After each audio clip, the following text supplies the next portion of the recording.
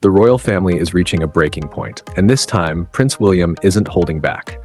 Behind palace walls, a storm is brewing, and the target of that storm? None other than Prince Harry. It's becoming more and more obvious. William isn't playing around anymore. The olive branches are gone. No more public statements hinting at reconciliation. No more quiet attempts to smooth things over. Instead, William is laying out a long-term vision for the monarchy, a vision that doesn't include his younger brother. And it's not because of the book, the interviews, or even the Netflix deals. No, this rift runs deeper. It traces back to the moment Meghan Markle first stepped into the royal spotlight. Think back to the royal wedding, a modern twist on centuries-old tradition celebrated as groundbreaking and unifying. But hidden in the smiles and cheers was a subtle moment, barely noticeable unless you were really watching, when everything shifted. Meghan and Harry walked past the Queen. No curtsy, no pause, nothing. And in the royal world, that wasn't just a misgesture. It was a fracture. Tradition in the monarchy isn't optional. It's the spine of everything.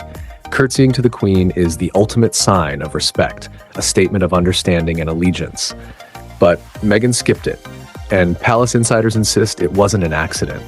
Every beat of that wedding was rehearsed like a film script. That moment of acknowledgement was written in. She ignored it. Some dismissed it as nerves or oversight. But William, he saw something else. A woman unwilling to play by the rules from day one. And worse, Harry let it happen. To William, that spoke volumes. From that point on, trust began to crumble. Every move Harry and Meghan made afterward, California, media deals, global interviews, only confirmed William's belief. They weren't part of the monarchy anymore. They had declared independence, and there was no going back. Now fast forward to today. Any talk of reconciliation? Dead on arrival. Reports suggest Harry wants back in, maybe not formally, but at least personally. He's reaching out, especially to King Charles. But William isn't buying it. He's pushing for a complete phase-out. Not halfway, not symbolic, permanent. Sources say a private royal gathering is on the horizon. Senior royals only. A secluded estate, no media, no distractions. Just the King, Queen Camilla, William, and Catherine. And the agenda? Harry. William's stance is firm. Strip the titles, cut the privileges, and lock the door for good. Because in William's eyes, Harry isn't just Harry anymore. He's a package deal. Meghan, the children, the Hollywood lifestyle, the drama. To William, it's not a family squabble. It's a security threat, a reputational risk, a danger to the crown itself. From the beginning, Meghan played by her own rules. She kept control over her wedding dress, never showing the Queen beforehand. It broke unspoken trust. The message was clear: I'll do things my way. Add the Oprah interview, the Spotify collapse, the Netflix series, and Harry's memoir Spare. And the pattern, as William sees it, is undeniable. Drama over duty, spotlight over silence, narrative over unity. And in William's view, if Harry returns, Meghan's influence returns with him. This isn't about forgiveness anymore. It's about risk management. One plan reportedly on the table: removing all royal titles, not just Harry and Meghan's HRH statuses, but potentially those of their children. Harsh? Maybe.